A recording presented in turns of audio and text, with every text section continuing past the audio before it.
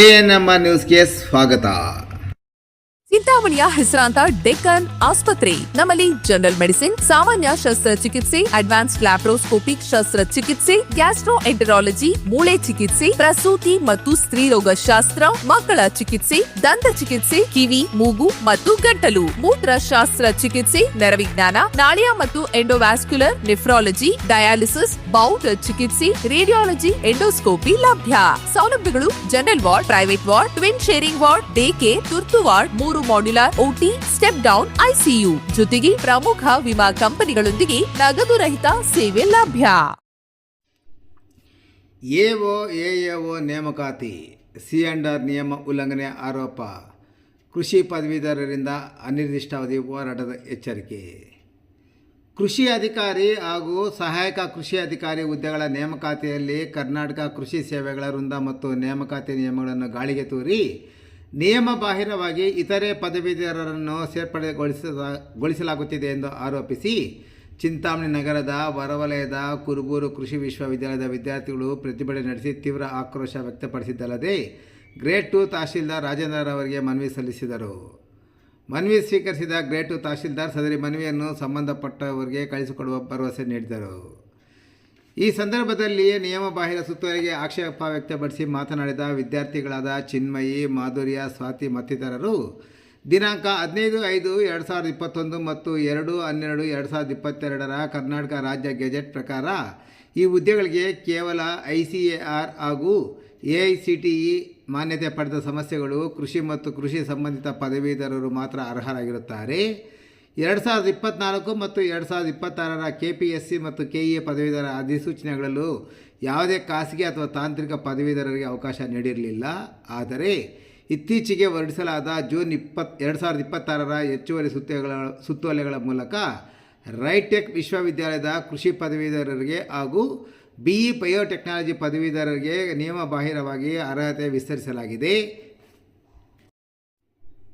ಅಧಿಕೃತ ರಾಜ್ಯ ಗೆಜೆಟ್ ತಿದ್ದುಪಡಿ ಮಾಡದೆ ಕೇವಲ ಇಲಾಖಾ ಸುತ್ತೋಲೆಗಳ ಮೂಲಕ ಇಂತಹ ಬದಲಾವಣೆ ತಂದಿರುವುದು ಕಾನೂನು ಬಾಹಿರ ಎಂದು ವಿದ್ಯಾರ್ಥಿಗಳು ದೂರಿದರು. ತಮ್ಮ ಪ್ರಮುಖ ಬೇಡಿಕೆಗಳಾದ ನಿಯಮ ಬಾಹಿರವಾಗಿ ಸೇರಿಸಲಾಗಿರುವ ರೈಟೆಕ್ ವಿವಿ ಹಾಗೂ BE ಬಯೋಟೆಕ್ನಾಲಜಿ ಪದವೀಧರರ ಅರ್ಹತೆಯನ್ನು ತಕ್ಷಣವೇ ಹಿಂಪಡೆಯಬೇಕು. ಮಾನ್ಯತೆ ಕಡ್ಡಾಯ ಮಾಡಿ AO ಮತ್ತು AAO ಹುದ್ದೆಗಳಿಗೆ ಕೇವಲ ICAR ಮಾನ್ಯತೆ ಪಡೆದ ಕೃಷಿ ಮತ್ತು ಕೃಷಿ ಸಂಬಂಧಿತ ಪದವೀಧರರಿಗೆ ಮಾತ್ರ ಅವಕಾಶ ನೀಡಬೇಕು. ICAR ಮಾನ್ಯತೆ ಪಡೆದಿರುವ ರೇಷ್ಮೆ ಕೃಷಿ ಪದವೀಧರರಿಗೂ ಸಹ ಈ ನೇಮಕಾತಿಯಲ್ಲಿ ಅವಕಾಶ ಕಲ್ಪಿಸಬೇಕು ಮತ್ತು ಕರ್ನಾಟಕ ಕೃಷಿ ಸೇವೆಗಳ C&R ನಿಯಮಗಳನ್ನು ಕಟ್ಟುನಿಟ್ಟಾಗಿ ಜಾರಿಗೊಳಿಸಬೇಕು ಎಂದು ಆಗ್ರಹಿಸಿದರು. ಅನಿರ್ದಿಷ್ಟಾವಧಿ ಹೋರಾಟದ ಎಚ್ಚರಿಕೆ. ಇನ್ನು ಕೃಷಿ ಅಧಿಕಾರಿಗಳ ಹುದ್ದೆಗಳ ರೈತರಿಗೆ ತಾಂತ್ರಿಕ ಮಾರ್ಗದರ್ಶನ ನೀಡುವ ಅತ್ಯಂತ ಜವಾಬ್ದಾರಿತ ಹುದ್ದೆಗಳಾಗಿವೆ. ಇಲಾಖೆಯ ನಿಯಮ ಬಾಹಿರ ಸುತ್ತೋಲೆಗಳನ್ನು ವಾಪಸ್ ಪಡೆದು ನಮ್ಮ ನ್ಯಾಯಸಮ್ಮತ ಬೇಡಿಕೆಗಳನ್ನು ಈಡೇರಿಸದಿದ್ದರೆ ಅನಿರ್ದಿಷ್ಟಾವಧಿ ಹೋರಾಟ ಮುಂದುವರಿಸಲಾಗುವುದು ಎಂದು ಕೃಷಿ ಪದವೀಧರ ವಿದ್ಯಾರ್ಥಿಗಳು ಎಚ್ಚರಿಸಿದ್ದಾರೆ.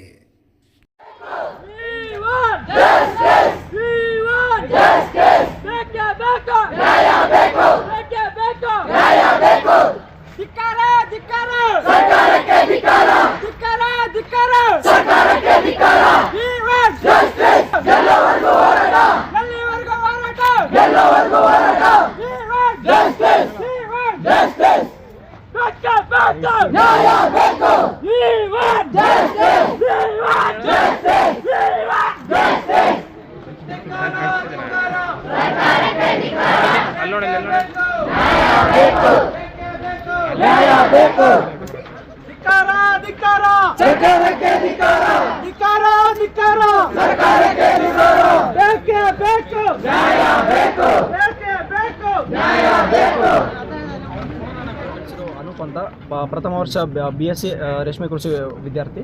ನಾನು ಏನು ಹೇಳೋಕ್ಕೆ ಇಷ್ಟಪಡ್ತೀನಪ್ಪ ಅಂತಂದರೆ ಬಯೋಟೆಕ್ಕು ಮತ್ತು ನನ್ನ ಹೆಸರು ಸ್ವಾತಿ ಅಂತ.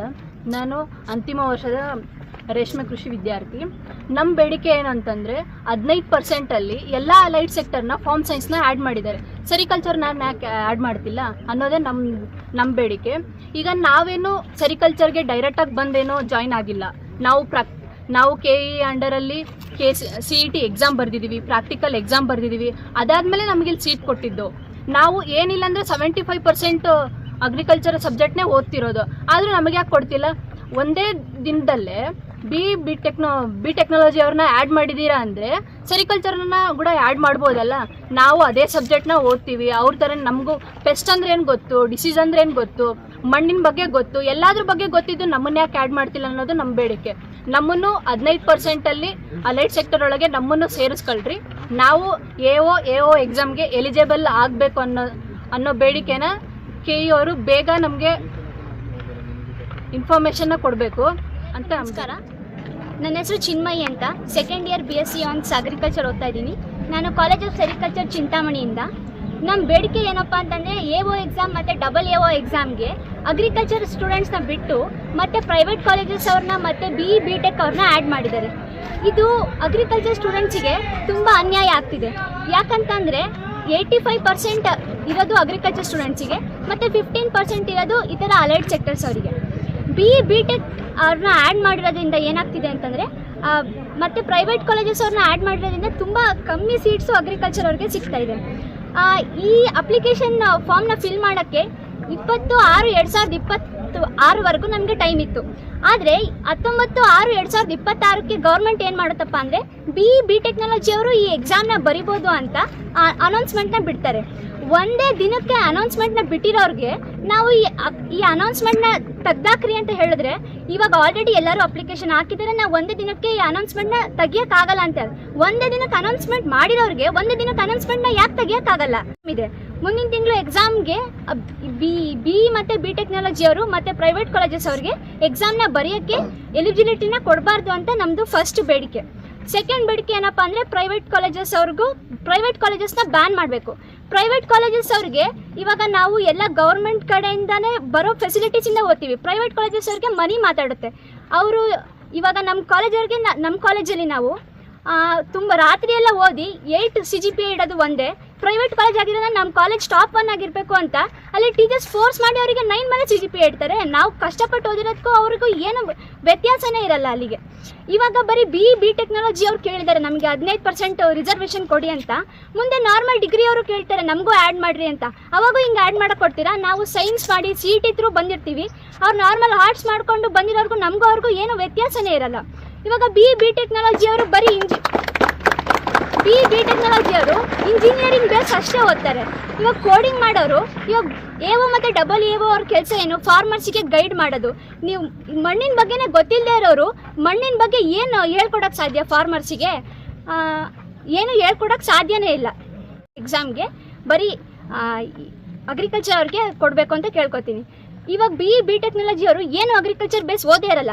ನಮ್ಮ ಕಾಲೇಜಲ್ಲಿ ಇವಾಗ ಸೆರಿಕಲ್ಚರ್ ಕೋರ್ಸು ಇದೆ.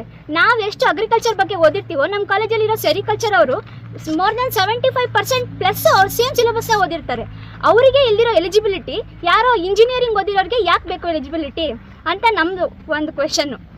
ಆಮೇಲೆ ಅವ್ರಿಗೂ ಈ ಎಲಿಜಿಬಿಲಿಟಿ 15%ಅಲ್ಲಿ ಅವ್ರಿಗೂ ಸೀಟ್ಸ್ನ ರಿಸರ್ವ್ ಮಾಡಬೇಕು ಅಂತ ನಾನು ಕೇಳ್ಕೊತೀನಿ. ಆಮೇಲೆ ಪ್ರತಿ ವರ್ಷವೂ ಯಾರು ರಿಟೈರ್ಡೇ ಆಗಲ್ವಾ AO ಮತ್ತು AO ಎಕ್ಸಾಮ್ ಅವರು ಪ್ರತಿ ವರ್ಷ ಎಕ್ಸಾಮ್ ನಡೆಯಲ್ಲ. ಯಾವಾಗ 10 ವರ್ಷದಿಂದ ನಡೆದಿರೋದು 1 ಡಿಕೇಡ್ ಆಗ್ತಾ ಬಂತು ಎಕ್ಸಾಮೇ ನಡೆದಿಲ್ಲ AO ಎಕ್ಸಾಮ್ದು. ಇವಾಗ ಎಕ್ಸಾಮ್ ಬಿಟ್ಟಿದ್ದಾರೆ. ಇವಾಗ ಎಕ್ಸಾಮ್ ಬರೀಬೇಕಾಗಿರೋ ಸ್ಟೂಡೆಂಟ್ಸು ಎಷ್ಟು 1000 ಜನ ಇದ್ದಾರೆ. ಬರೀ ಅಗ್ರಿಕಲ್ಚರ್ ಅವ್ರಿಗೆ ಇದ್ದಾಗ ಆ 15% ಎಲಿಜಿಬಿಲಿಟಿಯಲ್ಲಿ ಬರೀ 16,000ರಿಂದ 20,000 ಅಪ್ಲಿಕೇಶನ್ ಅಷ್ಟೇ ಇತ್ತು. ಈ BE ಮತ್ತು BTechnology ಅವ್ರನ್ನ ಯಾವಾಗ ಬಿಟ್ಟರು 67,000ಕ್ಕಿಂತ ಜಾಸ್ತಿ ಅಪ್ಲಿಕೇಶನ್ಸ್ ಆಗಿದ್ದಾವೆ. ಅವಾಗ ಅಗ್ರಿಕಲ್ಚರ್ ಅವ್ರಿಗೆ ಎಲ್ಲಿ ಸಿಗುತ್ತೆ ನ್ಯಾಯ?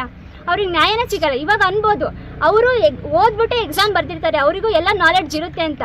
ಏನು ಲ್ಯಾಂಡೇ ಇಲ್ದಲೆ, ಏನು ಪ್ರಾಕ್ಟಿಕಲ್ ಓರಿಯೆಂಟೆಡ್ ಏನೋ ಕಲಿದಲೆ ಬರೀ ಬೋರ್ಡಲ್ಲೇ ನೋಡ್ಬಿಟ್ಟು ಕಲಿಯೋಕ್ಕಾಗುತ್ತೆ? ಎಲ್ಲನೂ ಕಲಿಯೋಕ್ಕಾಗಲ್ಲ. ಪ್ರಾಕ್ಟಿಕಲ್ ಆಗಿ ಮಾಡಿರೋ ನಮಗೆ ಜಾಸ್ತಿ ಎಲಿಜಿಬಿಲಿಟಿನ ಕೊಡಬೇಕು ಅಂತ ನಾನು ಕೇಳ್ಕೊತೀನಿ. ಎಲ್ರಿಗೂ ನಮಸ್ಕಾರ. ನನ್ನ ಹೆಸರು Madhurya, final year BSc agriculture student. So ಇವತ್ತು ನಾವು ಕಾಲೇಜ್ ಆಫ್ ಸೆರಿಕಲ್ಚರ್ ಚಿಂತಾಮಣಿ ಮತ್ತು ಆಲ್ ಓವರ್ ಕರ್ನಾಟಕ ಏನಕ್ಕೆ ಕೃಷಿ ವಿದ್ಯಾರ್ಥಿಗಳು ಬೀದಿಗಿಳಿದು ಹೋರಾಟ ಮಾಡುವಂಥ ಅನಿವಾರ್ಯತೆ ಬಂದಿದೆ ಅಂದರೆ, ನಮ್ಮದು ಕೇವಲ 4 ಡಿಮ್ಯಾಂಡ್ಸ್ ಇದೆ ಅಗ್ರಿಕಲ್ಚರ್ ಸ್ಟೂಡೆಂಟ್ಸ್.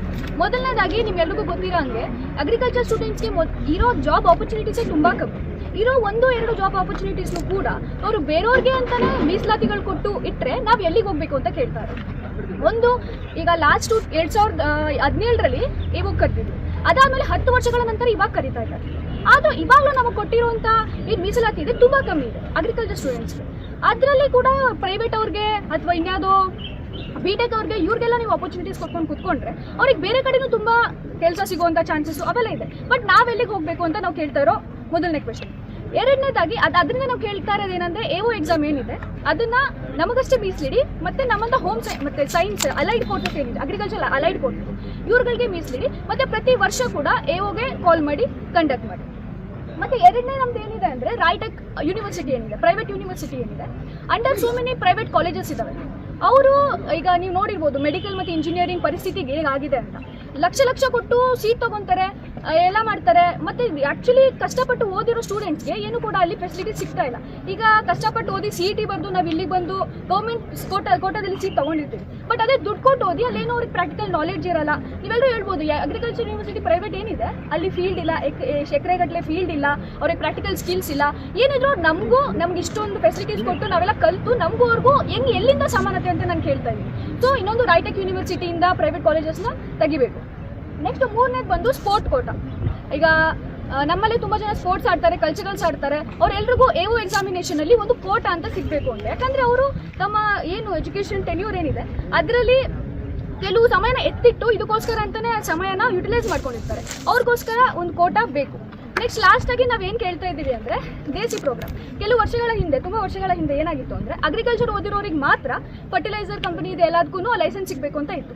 ಆವಾಗ ಮೊದಲಾಗಿ ಲೈಸೆನ್ಸ್ ತೊಗೊಂಡಿರೋ ಕೆಲವರು ಏನು ಮಾಡಿದ್ರು, ಇಲ್ಲ ನಾವು ಆಲ್ರೆಡಿ ತೊಗೊಂಡಿದ್ದೀವಲ್ಲ, ಈಗ ನಮ್ಮ ಲೈಸೆನ್ಸ್ ಕ್ಯಾನ್ಸಲ್ ಮಾಡಿದ್ರೆ ನಮಗೆ ಅನ್ಯಾಯ ಆಗಲ್ವಾ ಅಂತ ಆವಾಗ ಸ್ಟಾರ್ಟ್ ಆಗಿದ್ದು ದೇಸಿ ಪ್ರೋಗ್ರಾಮ್.